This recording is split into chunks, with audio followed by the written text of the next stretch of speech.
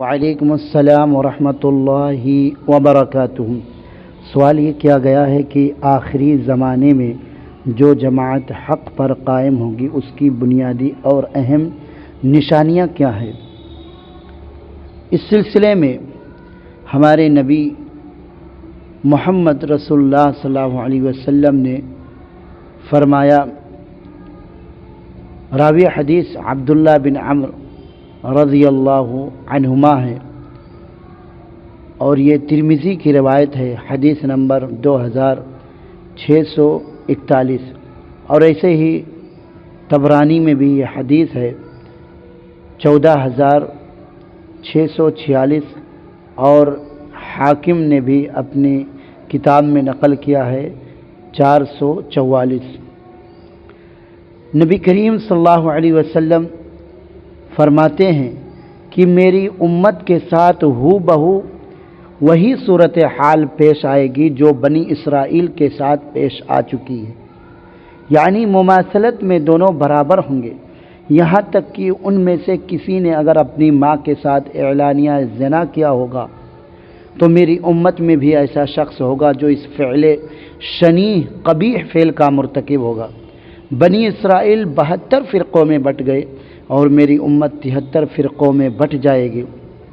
اور ایک فرقہ کو چھوڑ کر باقی سب جہنم میں جائیں گے۔ صحابہ نے عرض کیا، یا رسول اللہ، یہ کون سی جماعت ہوگی؟ آپ صلی اللہ علیہ وسلم نے فرمایا، ما انا علیہ و اصحابی، جس پر میں اور میرے صحابہ ہیں وہی جماعت جنت کی مستحق ہوگی، اس کے علاوہ باقی سارے کے سارے جہنم میں جائیں گے۔ نبی کریم صلی اللہ علیہ وسلم نے اس حدیث میں یہ کہا کہ بنی اسرائیل 72 فرقوں میں بٹ گئی، یہاں بنی اسرائیل سے مراد نصارہ ہے، کیونکہ ایک دوسری روایت میں ہے کہ یہود 71 فرقوں میں بٹ گئے اور نصارہ 72 فرقوں میں، اور میری امت 73 فرقوں میں بٹ جائے گی، کلہم فی النار، سارے کے سارے جہنم میں جائیں گے، الا ملۃ واحدہ، سوائے ایک جماعت کے، ایک فرقہ کے۔ آپ صلی اللہ علیہ وسلم نے نام نہیں بتلایا بلکہ ایک منہج اور اصول بتلایا، وہ یہ کہ ما انا علیہ و صحابی، جس پر میں اور میرے صحابہ ہیں۔ پتہ یہ چلا کہ وہ جماعت نبی صلی اللہ علیہ وسلم کے زمانے میں سے موجود ہے، یہ نہیں کہ اگر کوئی بعد میں 100 سال بعد کوئی فرقہ وجود میں آئے یا 80 سال بعد کوئی فرقہ وجود میں آئے تو جماعت حق پر ہوگی، وہ نہیں، بلکہ وہ جماعت نبی صلی اللہ علیہ وسلم کے زمانے سے ہی موجود تھی۔ اور ایسے ہی ایک حدیث میں نبی کریم صلی اللہ علیہ وسلم نے باقاعدہ لفظ جماعت کا ذکر فرمایا کہ جو جماعت ہے وہی جنت میں جائے گی، اور ایسے ایک حدیث میں نبی کریم صلی اللہ علیہ وسلم نے فرمایا کہ جو میری سنت اور خلفائے راشدین کے سنت پر قائم رہے گی، طریقے پر قائم رہے گی، وہی حق پر ہوگی جماعت اور وہی جنت میں جائے گی۔ اور ایسے ہی مزید وضاحت نبی کریم صلی اللہ علیہ وسلم نے ایک حدیث میں بیان فرمایا جو کہ مسلم کی روایت ہے، حدیث نمبر 1037، لا تزال طائفة من امتی قائمة بامر اللہ لا يضرهم من خذلهم او خالفهم حتى يأتي امر اللہ وهم ظاہرون علی الناس، کہ میری امت کا ایک گروہ ہمیشہ حق پر قائم رہتے ہوئے غالب رہے گی، جو شخص بھی ان کی حمایت سے دستکش ہوگا، یعنی دشمنی مول لے گی، اور ان کو نقصان نہیں پہنچا سکے گی حتیٰ کہ اللہ تعالیٰ کا حکم آ جائے گا، اور وہ اسی طرح ہوں گے۔ اس حدیث میں اگر غور کریں تو ہمیں کئی نشانیاں ملتی ہیں۔ پہلی نشانی یہ ہے کہ وہ جماعت ہمیشہ رہے گی، یعنی اس جماعت سے دنیا کبھی خالی نہیں ہوگی، اور یہ جماعت نبی کریم صلی اللہ علیہ وسلم کے زمانے میں بھی تھی اور نبی کے بعد کے زمانے میں بھی تھی اور قیامت تک رہے گی۔ اب اگر کوئی جماعت 80 سال 100 سال بعد میں آئے، وجود ہو اس کا، تو فرقہ ناجیہ نجات پانے والی فرقہ نہیں ہو سکتی ہے، کیونکہ نبی کریم صلی اللہ علیہ وسلم نے فرمایا وہ ہمیشہ رہے گی۔ اور ایسے ہی اس کی نشانی اور بنیادی سبب یہ ہے کہ وہ حق پر رہے گی۔ یہی جماعت قرآن و سنت کو تھامنے والی جماعت ہے، جو قرآن و سنت کو تھامے ہوئے ہے۔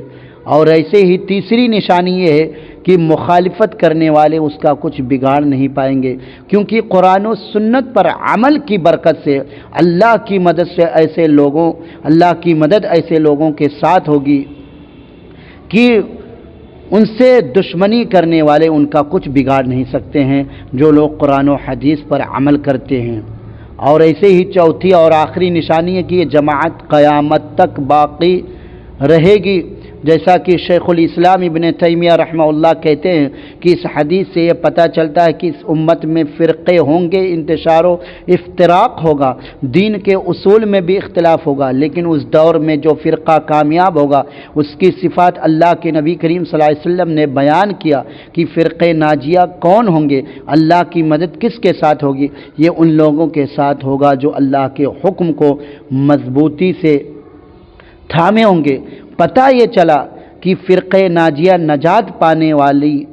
جماعت، نجات پانے والا فرقہ، حق پر قائم رہنے والی جماعت وہ ہے جو نبی صلی اللہ علیہ وسلم کے طریقے پر اور صحابہ کے منہج پر ہو، وہی جماعت حق پر ہوگی، وہ شرک و بدعات سے دور ہو۔ یہ نہیں کہ ان کے اندر شرک کوٹ کر بھری ہو اور وہ جماعت حق پر ہو، ایسا نہیں ہو سکتا ہے، اس لیے کہ صحابہ شرک سے دور تھے، اور شرک کہتے ہیں کہ اللہ کی عبادت میں سے، عبادت کی قسموں میں سے کسی قسم کو غیر اللہ کے لیے پھیر دینا، چاہے وہ نظر و نیاز ہو، قربانی ہو، اور ایسے ہی نماز ہو، روزہ ہو، حج ہو، زکوٰۃ ہو یا دعا ہو۔ اگر کوئی آدمی غیر اللہ کو پکارتا ہے یا غیر اللہ کے لیے نظر و نیاز کرتا ہے تو جماعت حق پر نہیں ہوگی، وہ جماعت شرک سے پاک نہیں ہوگی بلکہ شرک میں ملوث ہوگی۔ یا ایسے ہی جو جماعت قرآن خوانی کرتی ہو اور مر جانے کے بعد قرآن پڑھ کر کے میت کو ثواب پہنچایا جاتا ہو، وہ جماعت حق پر نہیں ہے۔ اور ایسے ہی جو جماعت بدعت کرتی ہو اور اللہ تعالیٰ کے بارے میں غلط عقائد ہوں حاضر و ناظر کا، اللہ تعالیٰ ناظر تو ہے، دیکھنے والا ہے، لیکن اللہ تعالیٰ حاضر نہیں ہے ہر جگہ، اگر اس طرح ہم مانیں گے تو نعوذ باللہ اللہ تعالیٰ حمام میں بھی ہے، ایک انسان بہت ساری خرافات جنم لیں گی۔ اس لیے جو جماعت شرک و بدعات سے پاک ہے، قرآن و حدیث پر عمل پیرا ہے، وہی حق پر ہے اور وہی جنت میں جائے گی، اس کے علاوہ سارے کے سارے فرقے جہنم میں جائیں گے۔